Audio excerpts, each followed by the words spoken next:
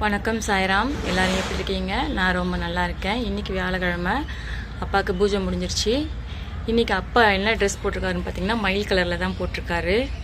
அவருக்கு என்ன பூ போட்டிருக்குன்னு பார்த்தீங்கன்னா முல்லை போட்டிருக்கேன், மல்லி போட்டிருக்கேன். இந்த மல்லி நாங்கள் போன வாரம் ஞாயிற்றுக்கிழமை திருத்தணி போனோங்க. அங்கேருந்து வாங்கிட்டு வச்சுருந்தேன் ஃப்ரிட்ஜில். அது அப்படியே நல்லாயிருக்கு. இன்றைக்கி சாயப்பாக்கு போட்டேன். இன்றைக்கி ஆடி கிருத்திகை வேறு.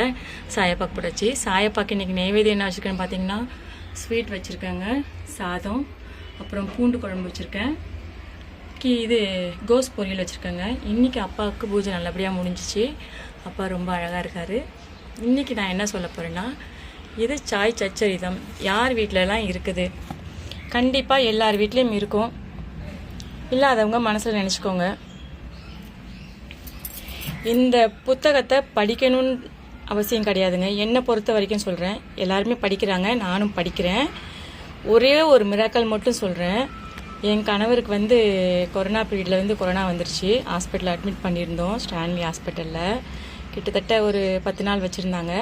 அப்போது நான் அவர் கையில் கொடுத்தது இந்த புத்தகமும் சாயோட உதவியும் தான் கொடுத்தேன். நீங்கள் படிக்க வேண்டாங்க, இதை பக்கத்தில் பத்திரமா வச்சுக்கோங்க. காலையில் எந்திரிச்சோன்னா மூஞ்ச காலை கழுவிட்டு தொட்டு மட்டும் கும்பிட்டுக்கோங்க, வேறு ஒன்றுமே நீங்கள் பண்ணாதீங்கன்னு சொல்லி இந்த புத்தகத்தையும் சாயப்பா திருநூறு உதி சொல்லுவாங்க இல்லைங்களா, அதையும் கொடுத்துட்டு வந்தேங்க. அதே மாதிரி அவர் பண்ணார். என் கணவரை காப்பாற்றி கொடுத்தாருங்க சாயப்பா. இதை படிக்கணும்னு அவசியம் கிடையாதுங்க. மனசார இந்த புத்தகத்தை கையில் வச்சு உங்களுக்கு என்ன வேண்டுதலோ அதை நினச்சிக்கோங்க, கண்டிப்பாக நடக்குங்க.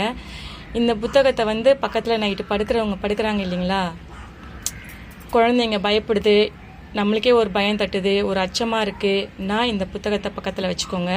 நமக்கு சாயப்பா கூடவே இருக்கிற மாதிரி இருக்கும்.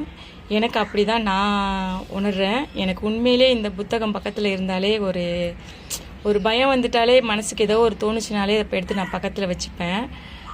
அவ்வளோ பாதுகாப்பாக இருக்கிற மாதிரி இருக்கும் இந்த புக்கு. கண்டிப்பாக நீங்கள் ட்ரை பண்ணி பாருங்கள். இன்றைக்கி சாயப்பா இதை தான் சொன்னார். நான் வேறு ஏதோ சொல்லணும்னு வந்தேன், லாஸ்ட்டு பார்த்தா இதை தான் சொல்லுன்னு சொல்லி இது பண்ணார். சாயப்பாவை கும்பிடுங்க, உங்களுக்கு மனசுக்கு பிடிச்ச கடவுளை கும்பிடுங்க, நம்பிக்கையாக கும்பிடுங்க. நன்றி சாய்ராம்.